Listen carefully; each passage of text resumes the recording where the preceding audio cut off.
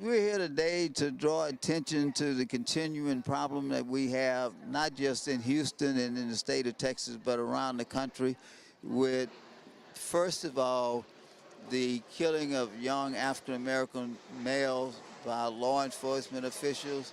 But we're really here to deal a lot with the overall criminal justice system in America. And what are some of the march today? Well, a lot has to do with the criminalization of so many different activities that we think ought not be criminalized. The other is to try to make sure that fewer individuals are ever entered into the criminal justice system. If you look at the fact that more than half of the people or most of the individuals in prison today are high school dropouts and don't have high school degrees. So we think that one of the things we can do to reduce crime and reduce the prison population is to improve public education. So we're here to talk about things that we can do to improve public education.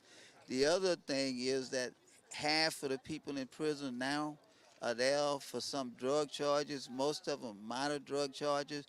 We think that if people are not harming anyone else, remember now, crime is supposed to be about protecting us from each other, not about protecting us from ourselves. So we're here to deal with the fact that a lot of the people who are in prison are there not because they did anything to anyone else, but just because we believe they harm their body, and we think that those non-violent type of actions where you're not taking action against anybody else, we think those should not be criminalized action.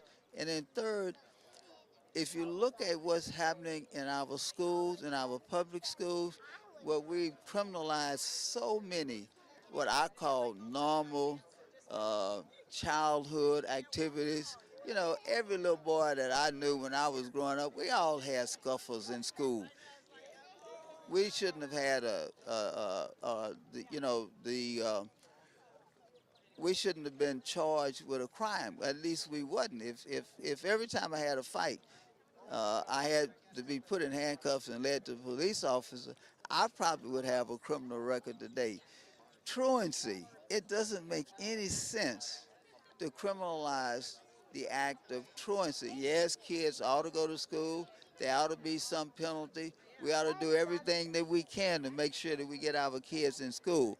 But the answer is not criminalizing. So we've got a lot of things that we think we can do to reduce the crime rate in this city and reduce the prison population. Just think what would happen if we reduced the prison population, we took all that money that we have in crime now and put it in education, we'd have a much better public education system.